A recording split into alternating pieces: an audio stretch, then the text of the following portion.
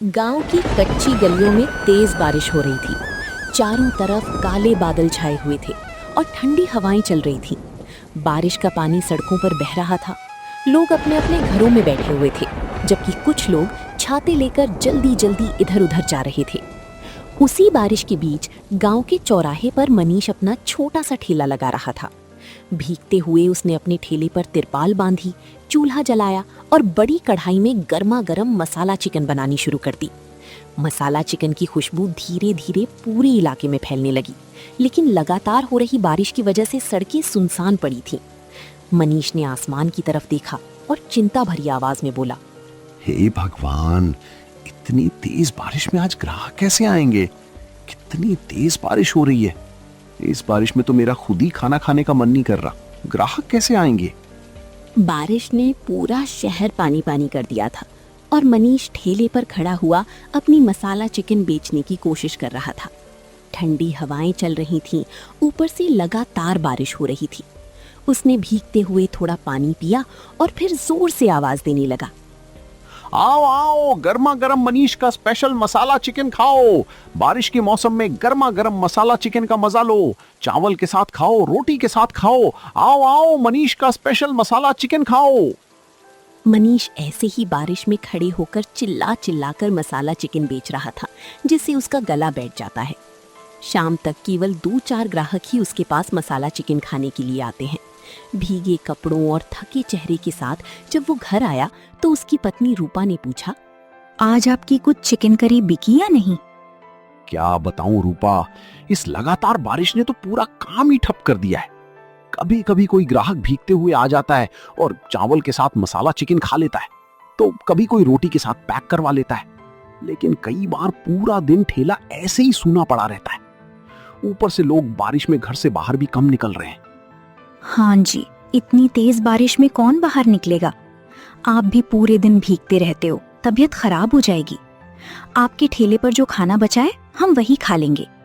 मनीष, मुझे तो खुद इस बारिश के मौसम में तेरा ठेले तक जाना मुश्किल लग रहा है। इतनी तेज बारिश में लोग घरों से कम निकलते हैं, इसलिए तेरे ठेले पर भी ग्राहक नहीं आ रहे। तू कोई और काम क्यों नहीं सोच लेता? मैं भी मटन का ही ठेला लगाया करता था और बारिश के दिनों में मेरे साथ भी ऐसा ही होता था।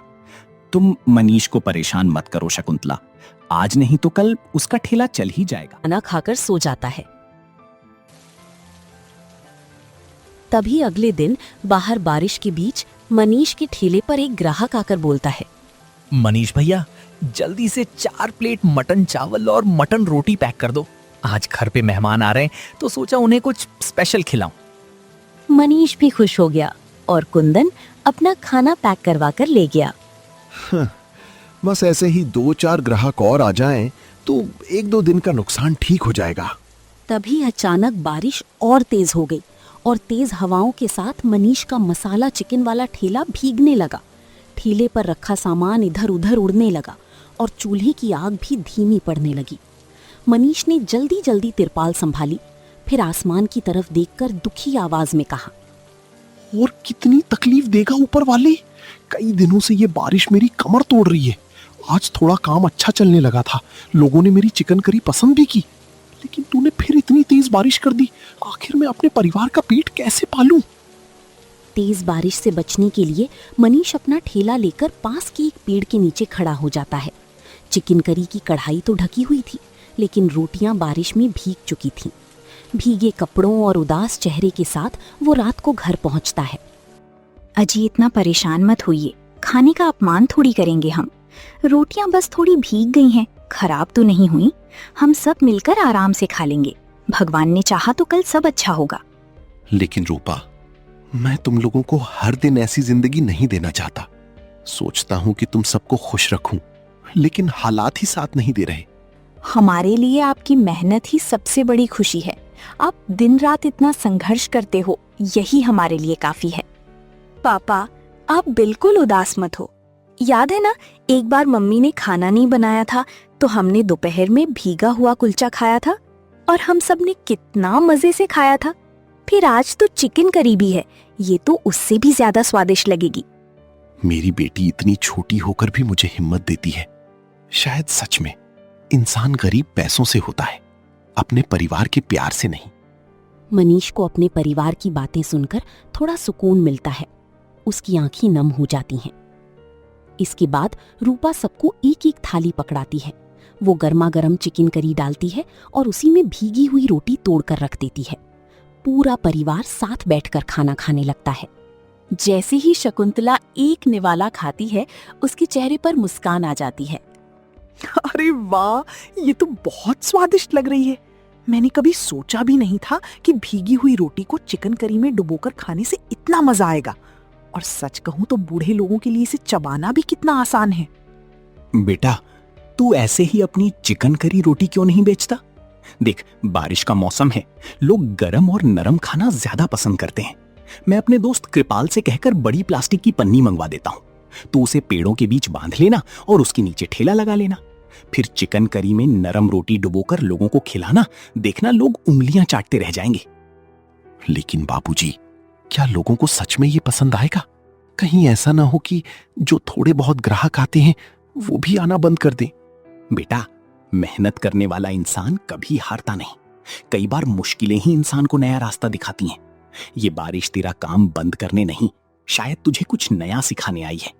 मनीष को अपने बाबूजी की बातों पर पूरी तरह यकीन नहीं हो रहा था, लेकिन जैसे ही उसने अपनी थाली से एक निवाला तोड़कर चिकन करी में डुबोया और खाया, उसके चेहरे पर हल्की मुस्कान आ गई।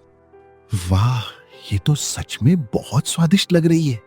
आज तक मैं जो खाना बचाकर लाता था, सूखी रोटियां देखकर दुख होता था, लेकिन आज पहली बार लग रहा है कि शायद यही भीगी हुई रोटी मेरी किस्मत बदल देगी। बारिश में चिकन करी के साथ इसका स्वाद तो और भी बढ़ गया है। कल से मैं इसे ऐसे ही बेचकर देखूंगा। अगली सुबह जब मनीष सोकर उठा तो आसमान में अभी भी काले बादल छाए हुए थे। ठंडी हवाएं चल रही थीं और मिट्टी की सौंधी खुशबू पूरे गांव में फैली हुई थी। लेकिन इस बार मनीष के चेहरे पर उदासी नहीं, बल्कि उम्मीद दिखाई दे रही थी। अजी, अब हमें इस बारिश से डरने की जरूरत नहीं है। आज मैं थोड़ी ज्यादा रोटियां बना देती हूँ। पता नहीं क्यों, लेकिन दिल कह रहा है कि बाबूजी का तजुर्बा आज जरूर काम आएगा। हाँ रूपा, आज मसाले थोड़े और कड़क रखना। इस मौसम में लोगों को गर्मा गर्म और थोड़ा तीखा स्वाद बहुत पसंद आता है। और हाँ, रोटियों को ज्यादा मत सेकना, उन्हें थोड़ा नरम ही रहने देना। शायद यही नरमी आज हमारे घर में खुशियां लेकर आए। रूपा ने मनीष की बात मानी और बड़े प्यार से मसालों को पीसना शुरू किया। बारिश की हल्की आवाज के बीच सिलबट्टे पर पिसते मसालों की खुशबू पूरे घर में फैलने लगी। आज की चिकन करी कुछ खास होने वाली थी। आओ आओ, बारिश के मौसम में गर्मा गर्म चिकन करी रोटी खाओ। नरम रोटी को मसालेदार चिकन करी में डुबोकर खाओ। आओ आओ, बारिश में गर्मा गर्म चिकन करी रोटी खाओ। मनीष ने चूल्हे पर बड़ा पीतल का पतीला चढ़ाया। सबसे पहले उसमें शुद्ध सरसों का तेल डाला गया। जैसे ही तेल गर्म होकर चटकने लगा, उसने उसमें तेज पत्ता, बड़ी इलायची और दालचीनी डाली। मसालों की खुशबू बारिश की मिट्टी की महक के साथ मिलकर पूरे घर और आंगन में फैल गई। इसके बाद मनीष ने बारीक कटा हुआ प्याज डाला और उसे धीरे धीरे सुनहरा भूरा होने तक भूनने लगा। चूल्हे की आग और बारिश की बूंदों के बीच उसका चेहरा आज कई दिनों बाद थोड़ा खुश दिखाई दे रहा था। जब इसे बनाते बनाते ही मेरा मन खाने का करने लगा, तो सोचो ग्राहकों को ये कितना पसंद आएगा। सच कहूं रूपा, कई दिनों से मैं बस मजबूरी में खाना बना रहा था, दिल से नहीं।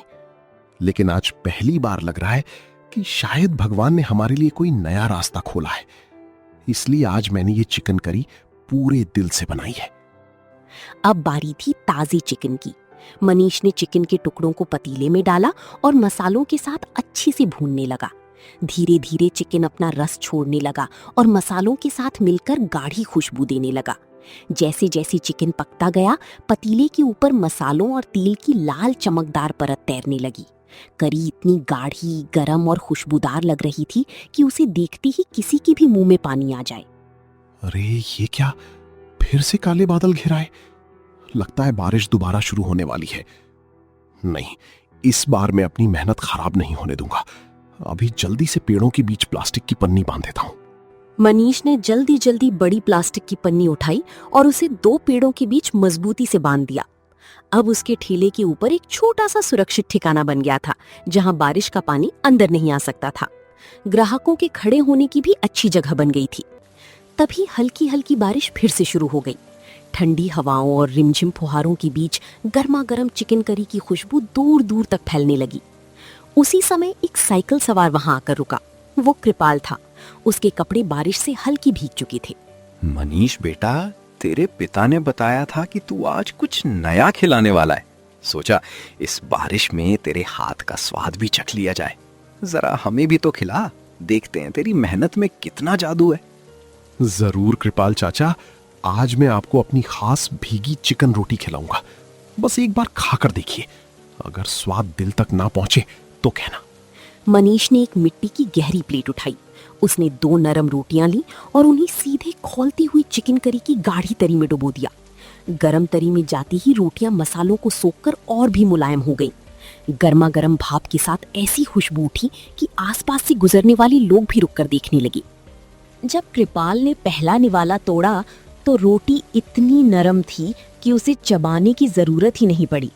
मसालेदार चिकन करी का स्वाद सीधे उसके दिल तक उतर गया। वाह, क्या बात है मनीष। ये नरम रोटी जब इस गर्मा गर्म चिकन करी की तरी को सोख लेती है ना, तो इसका स्वाद किसी बड़े होटल के खाने से भी ज्यादा बढ़िया लगता है। और ये चिकन, अरे बेटा, ये तो मुंह में जाते ही घुल जा रहा है। सच कहूं, बारिश के मौसम में इससे अच्छा खाना मैंने आज तक नहीं खाया। ये सुनकर दिल खुश हो गया चाचा। सच बताऊं, अगर आप और बाबूजी मेरा हौसला ना बढ़ाते तो शायद मैं बारिश में ठेला लगाने की हिम्मत ही नहीं कर पाता। आज जो लोग मेरी दुकान पर रुक रहे हैं, उसमें आपका भी बड़ा हाथ है। बारिश की फुहारों के बीच कृपाल बड़े मजे से गर्मा गर्म चिकन रोटी खा रहा था। तभी वहां से गुजर रही एक औरत रुक गई। वो काफी देर से खाने की खुशबू महसूस कर रही थी। अरे, जब कृपाल काका जैसे बुजुर्ग भी इतनी आराम से ये चिकन रोटी खा पा रहे हैं तो जरूर ये बहुत नरम होगी। मैंने कुछ दिन पहले ही नए दांत लगवाए हैं, इसलिए सख्त चीजें खा नहीं पाती। बेटा, मुझे भी एक प्लेट दे दो। बहुत दिनों बाद इतनी अच्छी खुशबू वाला खाना देखा है। जरा मैं भी तो चखूं बारिश में तुम्हारी ये खास चिकन रोटी। क्यों नहीं अम्मा जी, आप बैठिए। आज ऐसा स्वाद खिलाऊंगा कि आपको अपने पुराने दिनों की याद आ जाएगी। कृपाल की तारीफ सुनकर आसपास से गुजर रहे लोग भी धीरे धीरे वहां रुकने लगे। बारिश अब और तेज हो चुकी थी, लेकिन मनीष के ठेले के नीचे भीड़ बढ़ती ही जा रही थी। गर्मा गर्म भाप उड़ाती चिकन करी और मसालों की खुशबू लोगों को अपनी तरफ खींच रही थी। तभी शहर के मशहूर खाने पीने के शौकीन लाला जी भी अपनी गाड़ी रोककर वहां पहुंचे। अरे मनीष, पूरे बाजार में तेरी ही चर्चा सुन रहा हूँ। लोग कह रहे हैं कि बारिश में भीगी रोटियां तेरे हाथों में आकर सोना बन जाती हैं। चलो, हमें भी 2 प्लेट खिलाओ, देखते हैं आखिर क्या जादू है तेरे खाने में। अभी लगाता हूँ लाला जी, आज की चिकन रोटी आपको जिंदगी भर याद रहेगी। मनीष अब तेजी से काम करने लगा। वो हर ग्राहक के लिए नरम रोटियों को गर्मा गर्म चिकन करी की गाढ़ी तरी में डुबोता, ऊपर से बड़े बड़ी चिकन के टुकड़े डालता और हरा धनिया छिड़ककर प्लेट आगे बढ़ा देता। लोग हैरान थे कि जो भीगी हुई रोटियां पहले बेकार समझी जाती थीं, वही आज चिकन करी के साथ मिलकर इतना शाही और दिल को सुकून देने वाला स्वाद दे रही थीं। लाला जी, ये नरम रोटियां जब गर्मा गर्म चिकन करी की तरी को सोख लेती हैं ना, तो इनका स्वाद बिल्कुल मक्खन जैसे कुलचे की तरह हो जाता है।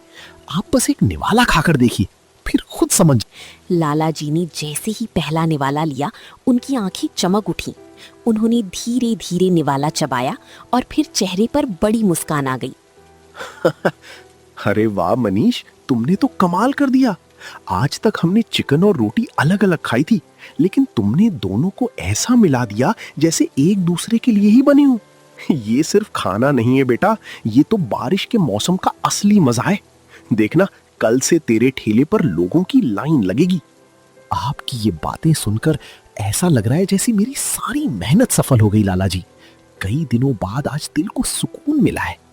धीरे धीरे रात की 8 बज गई।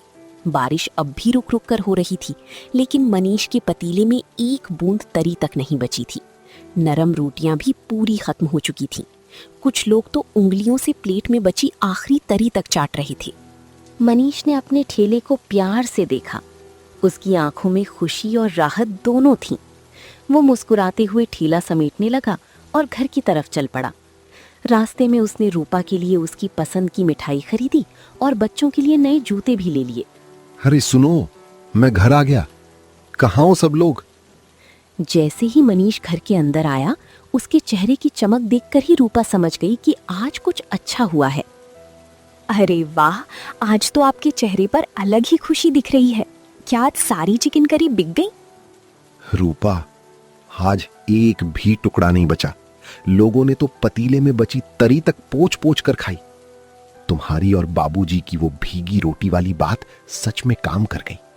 आज पहली बार लगा कि शायद हमारी तकलीफों के दिन बदल सकते हैं। रूपा की आंखें खुशी से भर आईं। इतने दिनों बाद उसने मनीष को इस तरह मुस्कुराते देखा था। तभी शकुंतला और ब्रिजेश भी बाहर आ गए।